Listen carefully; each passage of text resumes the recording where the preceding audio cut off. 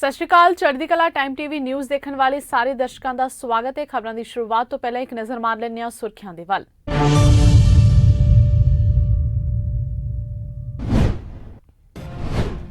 Ukraine ਤੇ ਰੂਸ ਦੇ ਫੌਜੀ ਅਧਿਕਾਰੀਆਂ ਦਰਮਿਆਨ ਬੇਲਾਰੂਸ 'ਚ ਹੋਈ ਗੱਲਬਾਤ 3 ਘੰਟੇ ਤੱਕ ਚੱਲੀ ਬੈਠਕ।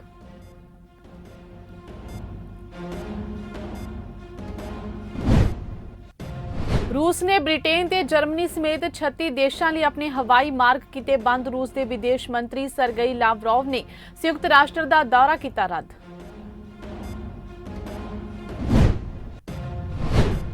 पंजाब च पिछले 24 घंटिया दौरान कोरोना कारण 2 मौतां, 45 नवे केस आए सामने। एक्टिव मरीजों की गिनती हुई 684।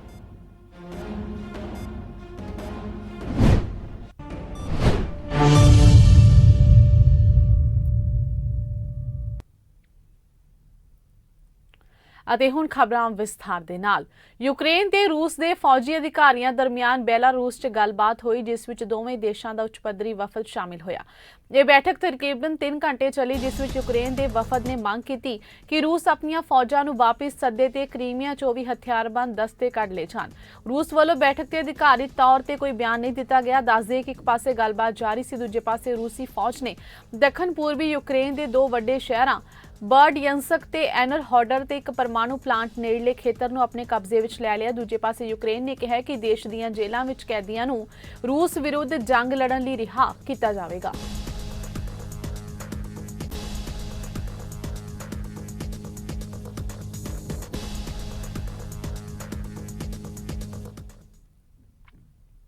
रूस ने यूक्रेन ते हमले दे विचकार 36 देशों लिए अपने हवाई मार्ग बंद कर दिते ने।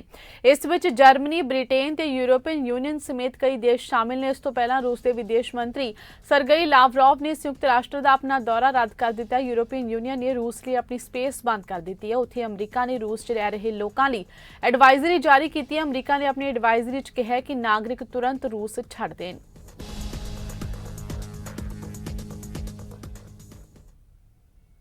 यूक्रेन के हालात ते प्रधानमंत्री नरेंद्र मोदी ने उच्च पद्धरी बैठक की। इस दौरान उन्होंने ऑपरेशन गंगा की समीक्षा की। पिछले 24 घंटिया केंद्र सरकार की यह तीजी वड्डी मीटिंग सी। इस मीटिंग में केंद्रीय मंत्री पीयूष गोयल, विदेश मंत्री एस जयशंकर, पेट्रोलियम मंत्री हरदीप सिंह पुरी ते शहरी हवाबाजी मंत्री ज्योतिरादित्य सिंधिया ने हिस्सा लिया। मीटिंग तो बाद पीएम मोदी ने कहा कि भारतीयों की सुरक्षा साडी पहल है। उन्होंने कहा कि 4 मंत्रियों के जाण नाल इस काम च तेजी आवेगी।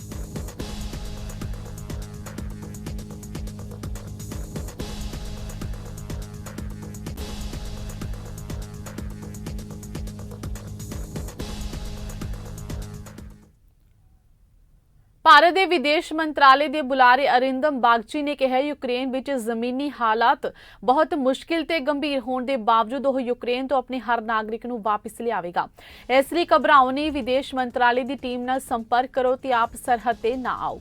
सरकारी सूत्रों अनुसार यूक्रेन में 6 उड़ानां राही 1396 भारतीयों नूं हुण तक वापस लिआंदा जा चुके, जदों कि इस महीने की शुरुआत विच जारी एडवाइजरी तो बाद यूक्रेन छड्डण वाले भारतीयों की कुल गिनती 8000 के करीब है। बागची ने पत्रकारां नाल गल करदे कहा कि यूक्रेन तो अपने नागरिकों को वापस लियाउण सरकार सबना धिरां दे संपर्क विच है ते प्रधानमंत्री मोदी ने 5 मुल्कां नाल बचाव मुहिम विच सहयोग ते देख-रेख लई 4 सीनियर मंत्रियों को जिम्मेवारी सौंपी। उन्होंने कहा कि असीं भारतीयों को यूक्रेन के पश्चिमी इलाके वल जाण लई उत्साहित कर रहे हैं।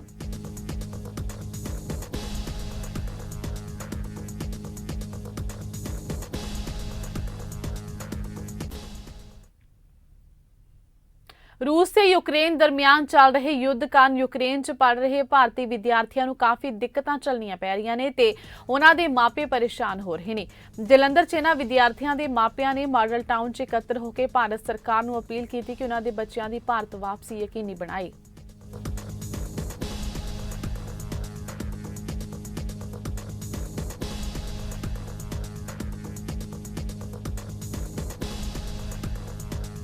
हाँ जी, मेरा बेटा अजय हुजा खारगिव मेडिकल यूनिवर्सिटी 4 दिन से बंकर्स में रह रहे हैं बच्चे। नो फूड, नो वाटर, बहुत मुश्किल मैनेज कर रहे हैं। तो हमारी अपील गवर्नमेंट से यही है कि खारगिव के बच्चे और भी आसपास के जो ईस्टर्न साइड के बच्चे हैं उनको जल्दी से इवैक्यूएट करें वहाँ से।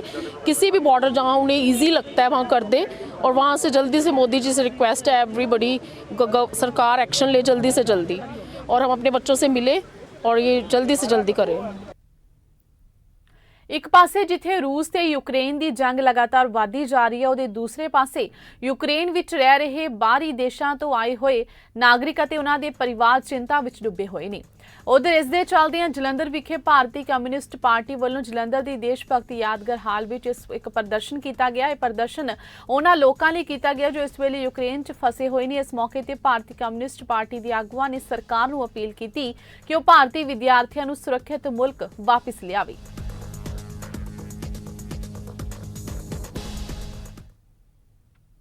ਪੰਜਾਬ 'ਚ ਪਿਛਲੇ 24 ਘੰਟਿਆਂ ਦੌਰਾਨ ਕੋਰੋਨਾ ਕਾਰਨ 2 ਮੌਤਾਂ ਹੋਈਆਂ ਨੇ, ਜਦੋਂ ਕਿ 45 ਨਵੇਂ ਕੇਸ ਸਾਹਮਣੇ ਆਏ ਨੇ, ਜਿਸ ਕਾਰਨ ਐਕਟਿਵ ਮਰੀਜ਼ਾਂ ਦੀ ਗਿਣਤੀ 684 ਰਹਿ ਗਈ, ਜਦੋਂ ਕਿ ਸੂਬੇ ਵਿੱਚ ਹੁਣ ਤੱਕ ਕੁੱਲ ਪੋਜ਼ਿਟਿਵ ਮਰੀਜ਼ਾਂ ਦੀ ਗਿਣਤੀ 7,58,091 ਹੈ, ਜਦੋਂ ਕਿ 7,39,701 ਮਰੀਜ਼ ਠੀਕ ਹੋ ਕੇ ਘਰਾਂ ਨੂੰ ਜਾ ਚੁੱਕੇ ਨੇ।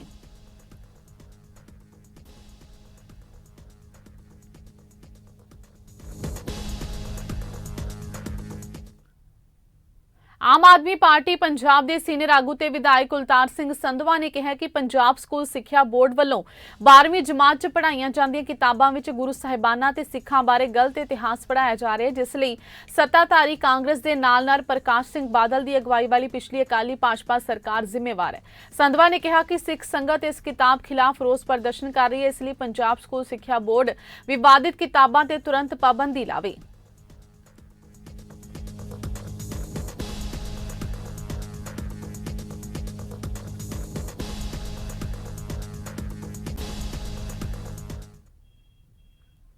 ਆਮ ਆਦਮੀ ਪਾਰਟੀ ਪੰਜਾਬ ਦੇ ਸੀਨੀਅਰ ਆਗੂ ਤੇ ਵਿਰੋਧੀ ਧਿਰ ਦੇ ਨੇਤਾ ਹਰਪਾਲ ਸਿੰਘ ਚੀਮਾ ਨੇ ਕਿਹਾ ਕਿ ਦੂਜੇ ਦੇਸ਼ਾਂ ਤੇ ਖਾਦ ਪਦਾਰਥਾਂ ਲਈ ਭਾਰਤ ਦੀ ਨਿਰਭਰਤਾ ਤੇ ਮੁੜ ਗੌਰ ਕਰਨ ਦਾ ਬੇहद ਢੁਕਵਾਂ ਸਮਾਂ ਹੈ। ਚੀਮਾ ਨੇ ਕਿਹਾ ਕਿ ਭਾਰਤ ਵੱਡੀ ਮਾਤਰਾ ਵਿੱਚ ਖਾਣ ਵਾਲੇ ਤੇਲਾਂ ਦਾ ਆਯਾਤ ਕਰਦਾ ਹੈ, ਜਦੋਂ ਕਿ ਦੇਸ਼ ਦੇ ਕਿਸਾਨ ਇਹਨਾਂ ਚੀਜ਼ਾਂ ਦਾ ਉਤਪਾਦਨ ਕਰਨ ਵਿੱਚ ਪੂਰੀ ਤਰ੍ਹਾਂ ਸਮਰਥ ਨੇ। ਕੇਂਦਰ ਤੇ ਰਾਜ ਸਰਕਾਰਾਂ ਦੀ ਗਲਤ ਖੇਤ ਨੀਤੀਆਂ ਕਾਰਨ ਦੇਸ਼ ਨੂੰ ਹਜ਼ਾਰਾਂ ਖਾਦ ਪਦਾਰਥ ਵਿਦੇਸ਼ਾਂ ਤੋਂ ਮੰਗਵਾਉਣੇ ਪੈਂਦੇ ਨੇ। ਉਹਨਾਂ ਜ਼ੋਰ ਦੇ ਕੇ ਕਿਹਾ ਕਿ ਖੇਤੀ ਵਿੱਚ ਆਤਮ ਨਿਰਭਰਤਾ ਹੀ ਭਾਰਤ ਨੂੰ ਸਹੀ ਮਾਇਨੇ ਵਿੱਚ ਆਤਮ ਨਿਰਭਰ ਬਣਾ ਸਕਦੀ ਹੈ। ਆਪ ਆਗੂ ਨੇ ਕਿਹਾ ਕਿ ਭਾਰਤ ਹਰ ਸਾਲ ਯੂਕਰੇਨ ਤੋਂ $1,371 ਮਿਲੀਅਨ ਮੁੱਲ ਦਾ ਸੂਰਜਮੁਖੀ ਤੇਲ ਆਯਾਤ ਕਰਦਾ ਹੈ। ਜੇ ਪੰਜਾਬ ਦੇ ਕੇਵਲ 2 ਜ਼ਿਲ੍ਹੇ ਸੂਰਜਮੁਖੀ ਦੀ ਖੇਤੀ ਸ਼ੁਰੂ ਕਰ ਦੇਣ ਤਾਂ ਦੇਸ਼ ਦੀ ਇਹ ਜ਼ਰੂਰਤ ਆਸਾਨੀ ਨਾਲ ਪੂਰੀ ਹੋ ਸਕਦੀ ਹੈ। ਉਹਨਾਂ ਕਿਹਾ ਕਿ ਜੇ ਭਾਰਤ $1,371 ਮਿਲੀਅਨ ਦਾ ਸੂਰਜਮੁਖੀ ਤੇਲ ਆਯਾਤ ਕਰਨ ਦੀ ਥਾਂ ਇਹ ਪੈਸਾ ਤਿਲਹਨ ਫਸਲਾਂ ਨੂੰ ਪ੍ਰਫੁੱਲਿਤ ਕਰਨ ਲਈ ਕਿਸਾਨਾਂ ਤੇ ਖਰਚ ਕਰੇ ਤਾਂ ਭਾਰਤ ਤਿਲਹਨ ਦਾ ਆਯਾਤ ਕਰਨ ਦੀ ਥਾਂ ਨਿਰਯਾਤ ਕਰਨ ਦੀ ਸਥਿਤੀ ਵਿੱਚ ਆ ਜਾਵੇਗਾ। ਲੋਕ ਸਭਾ ਸਪੀਕਰ ਸ਼੍ਰੀ ਓਮ ਬਿਰਲਾ ਨੇ ਚੜ੍ਹਦੀ ਕਲਾ ਗਰੁੱਪ ਦੇ ਚੇਅਰਮੈਨ ਸਰਦਾਰ ਜਗਜੀਤ ਸਿੰਘ ਦਰਦੀ ਨੂੰ ਭਾਰਤ ਦੇ ਰਾਸ਼ਟਰਪਤੀ ਵੱਲੋਂ ਪਦਮ ਸ਼੍ਰੀ ਸਨਮਾਨ ਮਿਲਣ ਤੇ ਮੁਬਾਰਕਬਾਦ ਪੇਸ਼ ਕਰਦਿਆਂ ਕਿਹਾ ਕਿ ਇਸ ਸਨਮਾਨ ਨਾਲ ਪਾਰਲੀਮੈਂਟ ਵਿੱਚ ਸੇਵਾਵਾਂ ਨਿਭਾਉਣ ਵਾਲੇ ਸੰਪਾਦਕਾਂ ਤੇ ਪੱਤਰਕਾਰਾਂ ਦੇ ਸਨਮਾਨ ਵਿੱਚ ਵਾਧਾ ਹੋਇਆ। ਸ਼੍ਰੀ ਬਿਰਲਾ ਨੇ ਇਹ ਵਿਚਾਰ ਸਰਦਾਰ ਜਗਜੀਤ ਸਿੰਘ ਦਰਦੀ ਨਾਲ ਵਿਸ਼ੇਸ਼ ਮੁਲਾਕਾਤ ਦੌਰਾਨ ਪ੍ਰਗਟ ਕੀਤੇ। ਉਹਨਾਂ ਹੋਰ ਕਿਹਾ ਕਿ ਸਰਦਾਰ ਜਗਜੀਤ ਸਿੰਘ ਦਰਦੀ ਲੋਕ ਸਭਾ ਦੀ ਕਵਰੇਜ ਕਰਨ ਵਾਲੇ ਅਜਿਹੇ ਬਿਰਲੇ ਪੱਤਰਕਾਰ ਨੇ ਜਿਨ੍ਹਾਂ 1996 ਤੋਂ ਲਗਾਤਾਰ 26 ਸਾਲ ਆਪਣੀ ਸ਼ਾਨਦਾਰ ਕਾਰਗੁਜ਼ਾਰੀ ਨਾਲ ਹਿੰਦੁਸਤਾਨ ਦੀ ਪਾਰਲੀਮੈਂਟ ਵਿੱਚ ਵਿਸ਼ੇਸ਼ ਸਥਾਨ ਬਣਾਇਆ। ਉਹਨਾਂ ਕਿਹਾ ਕਿ ਸਰਦਾਰ ਦਰਦੀ ਲੋਕ ਸਭਾ ਦੀ ਪ੍ਰੈਸ ਐਡਵਾਈਜ਼ਰੀ ਕਮੇਟੀ ਦੇ 1998 ਚ ਮੈਂਬਰ ਬਣੇ ਤੇ ਉਦੋਂ ਤੋਂ ਹੀ ਪੱਤਰਕਾਰਾਂ ਦੀ ਭਲਾਈ ਲਈ ਤੇ ਮੀਡੀਆ 'ਚ ਲੋਕ ਸਭਾ ਦੀ ਕਾਰਵਾਈ ਦੀ ਕਵਰੇਜ ਕਰਾਉਣ ਲਈ ਹਮੇਸ਼ਾ ਯਤਨਸ਼ੀਲ ਰਹੇ ਨੇ। ਉਹਨਾਂ ਸਰਦਾਰ ਦਰਦੀ ਨੂੰ ਪਦਮ ਸ਼੍ਰੀ ਸਨਮਾਨ ਪ੍ਰਦਾਨ ਕਰਨ ਲਈ ਕੇਂਦਰ ਸਰਕਾਰ ਦੀ ਸ਼ਲਾਘਾ ਕੀਤੀ। ਇਸ ਮੌਕੇ ਸਰਦਾਰ ਦਰਦੀ ਨੇ ਓਮ ਬਿਰਲਾ ਦਾ ਧੰਨਵਾਦ ਕਰਦਿਆਂ ਉਹਨਾਂ ਵੱਲੋਂ ਲੋਕ ਸਭਾ ਸੈਸ਼ਨਾਂ ਦੀ ਕਾਰਵਾਈ ਨੂੰ ਸੁਚਾਰੂ ਢੰਗ ਨਾਲ ਚਲਾਉਣ ਲਈ ਉਹਨਾਂ ਦੀ ਵਿਲੱਖਣ ਸਮਰੱਥਾ ਦੀ ਸ਼ਲਾਘਾ ਕੀਤੀ।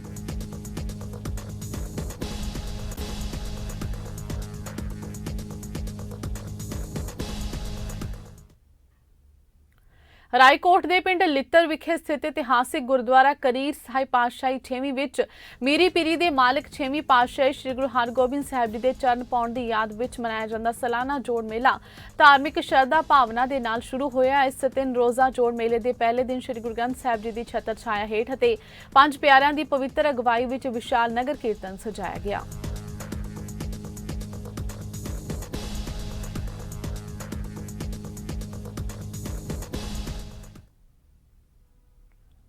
ਅੰਮ੍ਰਿਤਸਰ ਦੇ ਹਲਕਾ ਮਜੀਠੀਆ 'ਚ ਇੱਕ ਵਿਆਹੁਤਾ ਦਾ ਉਸਦੇ ਜੇਠ ਵੱਲੋਂ ਤੇਜ਼ਧਾਰ ਹਥਿਆਰ ਨਾਲ ਵਾਰ ਕਰਕੇ ਕਤਲ ਕਰ ਦਿੱਤਾ ਗਿਆ।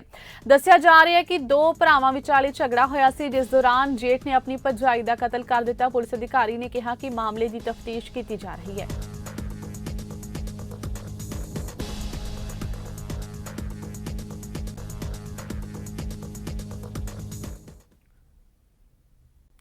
ਬਲਾਕ ਨੂਰਪੁਰ ਬੇਦੀ ਦੇ ਪਿੰਡ ਕੌਲਾਪੁਰ ਵਿਖੇ ਫਿਰਨੀ ਤੇ ਪੈਂਦੇ ਇੱਕ ਘਰ 'ਚ ਦਿਨ ਦਿਹਾੜੇ ਗੋਲੀਆਂ ਚੱਲਣ ਕਾਰਨ ਸਮੁੱਚੇ ਪਿੰਡ ਵਿੱਚ ਦਹਿਸ਼ਤ ਦਾ ਮਾਹੌਲ ਕਾਇਮ ਹੋ ਗਿਆ। ਜਾਣਕਾਰੀ ਮੁਤਾਬਿਕ ਪਿੰਡ ਕੌਲਾਪੁਰ ਵਿਖੇ ਗੱਡੀ 'ਚ ਸਵਾਰ ਹੋ ਕੇ ਆਏ ਅਣਪਛਾਤੇ ਵਿਅਕਤੀਆਂ ਵੱਲੋਂ ਸੋਹਣ ਸਿੰਘ ਦੇ ਘਰ ਤੇ ਫਾਇਰਿੰਗ ਕੀਤੀ ਗਈ। ਇਸ ਸੰਬੰਧੀ ਸੂਚਨਾ ਮਿਲਣ ਤੇ ਮੌਕੇ ਤੇ ਪੁਲਿਸ ਥਾਣਾ ਨੂਰਪੁਰ ਬੇਦੀ ਦੀ ਟੀਮ ਪਹੁੰਚ ਗਈ, ਜਿਸ ਵੱਲੋਂ ਜਾਂਚ ਜਾਰੀ ਹੈ।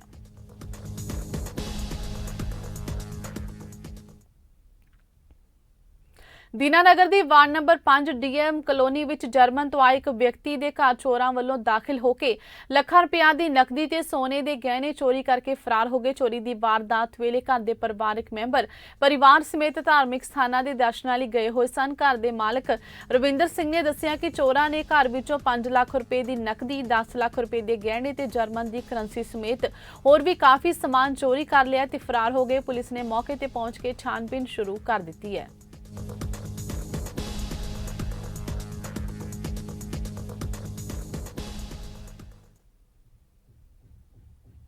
ਇਸ ਦੇ ਨਾਲ ਹੀ ਖਬਰਾਂ ਦਾ ਸਿਲਸਿਲਾ ਇੱਥੇ ਸਮਾਪਤ ਹੁੰਦਾ ਹੈ। ਨਵੀਆਂ ਤੇ ਤਾਜ਼ਾ ਖਬਰਾਂ ਦੇ ਨਾਲ ਫਿਰ ਹਾਜ਼ਰ ਹੋਵਾਂਗੇ। ਤਦ ਤੱਕ ਲਈ ਇਜਾਜ਼ਤ ਦਿਓ। ਧੰਨਵਾਦ।